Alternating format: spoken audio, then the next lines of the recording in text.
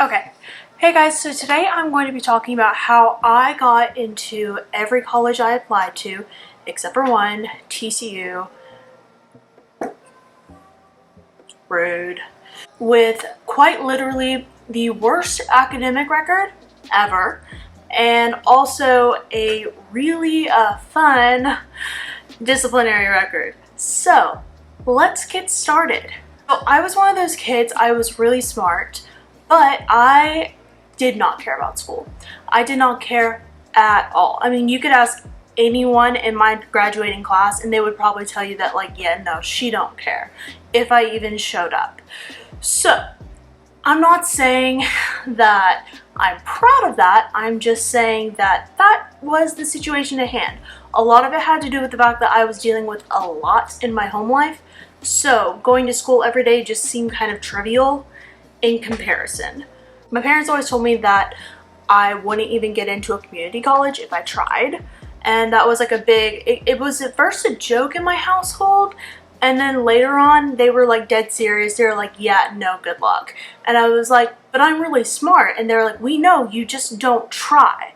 And I'm like, fair. So whenever it came time to apply to colleges and everything, all of my friends had all of these big places they wanted to go, and they had all these plans, and they were really worried about their essays and their applications and all of this and that, and they were taking ACT prep courses and SAT prep courses and all sorts of crap. And meanwhile, I was over here like, hey guys, I showed up today. What's up? Like, I was just not fully there. And so my college advisor pulled me aside and she was like, hey, you haven't applied anywhere. And I was like, you're not wrong. And so I finally buckled down. I was like, you know what? Let me just apply to some places. I was looking over what the average applicant looked like for each college, and I was like, ooh, that's not me. That's not me at all. And so I was quickly realizing that my parents may not be all that incorrect. However, I knew deep down that I'm one of those people, if I really want something, I'm going to get it. And I also knew that I am fantastic at proving people wrong. It is like the prime jewel in my skill set. I am so good at when people say, you can't do that, me saying, watch this. The first thing is that I did apply to that community college just for fun. And so I brought it to my parents. I said, ha ha ha ha ha, you see this? Look at that. And they were like, wow, nice. And I was like, it wasn't as funny as I thought it was going to be. Obviously, I did want to go to college. All my friends were going to college, and I was like, okay, I really didn't know what I wanted to do. I was supposed to go to college. I was fortunate enough that my dad at the time had actually set up a college fund for both my brother and I. And so I knew that college was paid for, and that whole burden had actually just been lifted off of me, and I was really grateful for that. But I also knew that it was going to be on me to get into those colleges. Now, you see, my parents are not the type of people that will baby you through things. Like, you could not go to them for homework help at all. They didn't remind you when things were due. They only checked your grades if your teachers emailed them furiously. So, needless to say that I was totally and completely on my own on this one. I applied to Arkansas, Texas A&M, UT, Baylor, TCU, LSU, LSU Honors, Texas Tech, Texas State, I feel like I'm missing one here. Oh, Ole Miss, I think that's it. Pretty sure that's it. But nonetheless, I knew that it was going to be on other things to get me in besides my GPA, because my GPA, my final senior year GPA was a 1.9. That's tough. It's not great. I graduated at the bottom quarter of my class, and that's not saying a ton because my graduating class was like 42. So, I think my overall GPA for high school was like a 2.5 or a 2.6, because back when I was in public school, I did a lot better. So, these were the keys to getting in to all of those colleges I listed, except for TCU. What can I say? I'm not perfect. So, I knew that A&M and UT were going to be the really hard ones to get into because they usually don't accept a whole lot of people that aren't like top 10% of their class or valedictorians, or, you know, or like majoring in engineering and have taken like college stats already. Like, I failed high school pre-cal. I'm not in that group. So here are the keys whenever your GPA sucks. 1, your test scores. My test scores were actually pretty good. They weren't bad. My SAT, it was the new SAT the first year they did that. I really don't know the score off the top of my head. I just remember it was pretty good. My ACT it's the same scoring now, so I still have it down. It was a 28. And that, I'll take it. I'll take it. That was pretty good. I took it one time, called it a day. I literally left like before the writing portion was even over because my friends and I were going to Port Aransas, and I took it in Austin with them, and I was just like, yeah, no, we gotta go. We gotta get down there. I mean, that's how much I did not care about this stuff. And so the next thing that was super important were my extracurriculars. My extracurricular list was like, it was ridiculous. While I didn't care about school, I really hated my home life. So I did whatever I could to be a part of anything that did not require being at my house. So let me just read you my resume. If I can find it. 5 hours later. Okay, I found it. Varsity volleyball manager, I ran varsity track, I was in varsity cheer, I was a varsity soccer co-captain, I played varsity softball, we won state, I was in varsity powerlifting, I was on varsity fishing team, I was an all-star competitive cheerleader, I was my high school's competition cheer team captain, I was in varsity mixed choir, I was on the student admissions board as both the president and the vice president, I was in the Spanish club, I was in Business Professionals of America, I was in UIL prose and poetry team, I was on student council, I was a representative for my junior class as a social chairman, and I was an executive board secretary, and I went to summer camp at a place called Camp Mystic, Tonk. I was on National Charity League as the VP of Programs, the VP of Philanthropy, a social chairman, and the president.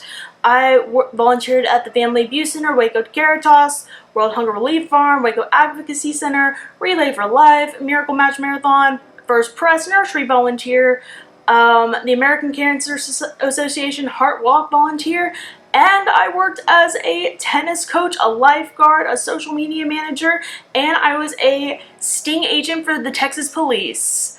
Yeah. My resume was ridiculous. I'm very well-rounded, what can I say? That, I'm sure, actually really helped. But the biggest thing going forward was my essays. They gave us really just broad prompts. I think mine was something along the lines of like, what was a difficult situation you've encountered, and like, what did you learn from it, or how did you handle it? I don't really remember, it was a minute ago, but I wrote an extraordinarily transparent essay about growing up in an abusive household. And I mean, this essay made my college admissions counselor cry. It made my mom cry. It made my grandparents cry. It was, to me, I was just like, what? Like, it happened. This is what it is. But I mean, like, it was a tearjerker to a lot of people. But it was also extraordinarily transparent on what I was dealing with through high school and why academics were probably not at the center of my focus. And I think that did wonders for me. So my best advice to you is, if you really have gone through a struggle, be super transparent about it in those college essays, because the person that read those essays is never going to see you on campus. They're never going to look you in your eyes and be like, oh, you were that girl. They'll never remember it, but they will see it whenever they're reviewing your applications, and they will go, oh, this makes a lot more sense. So another thing I had going against me whenever I was applying to colleges is my disciplinary record. You see, I went to a private Catholic school, high school. I was not Catholic. I was there because my parents wanted me to have structure. And damn it, I got structure. So I was suspended God knows how many times. I had ISS so much that I had my own chair in the ISS room dedicated to me, and I kept microwavable mac and cheese in there for when I got hungry, if that puts things in perspective for you. I was always on academic probation, like you name it, they like created new punishments for me. I was expelled for like 6 whole hours. It was ridiculous. I mean, not to say that I was like some total troublemaker, but I did things that normal high schoolers do, and just because, one, I was a target for the administration at that school, and two, it was a private Catholic school with a graduating class of 42. It's not like anyone gets away with anything around there. And my parents weren't those people that are gonna be like, well, we'll pull our money. Blah, blah, blah. No, my parents were like, oh, you're mad at her? We hate her too. So, you know, what can I say? My disciplinary record was not beautiful. But I was also very transparent about that whenever I was applying.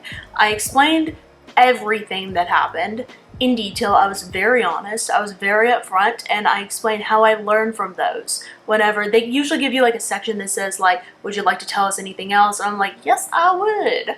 And so I kind of like explained myself in that, and I think that was very helpful too, because if you just look at it and you see it, it doesn't look good. But when you hear what I actually did, it's not bad. Like literally I got ISS for like dress code. I mean, it was ridiculous. I heard back first from Baylor, got accepted from there after they wanted a letter from my administration explaining what I had already explained about my disciplinary record. And then I heard from Arkansas and Texas Tech and all those places that were just more of like state schools. I got in there and I was like, huh, okay, nice. And then heard back from SMU. I got accepted there, and then TCU was like, not you, and I was like, it's fine, I look terrible in purple anyways. I got into Texas A&M and UT, and that was like, people were very angry. People were not happy. They were like, how on earth have I been doing well and trying my hardest this whole time, and she got in there and I'm not in there? To that I say, I too am confused. I don't know. I think a lot of it had to do with everything I've outlined. That I'm very diverse, my resume was a freaking mile long, and I went through actual adversity and I was very transparent about it. Yeah, at the end of the day, I was an Aggie and I was super excited about it, and I proved a whole lot of people wrong, and I pissed off a lot of people along the way. And you know what?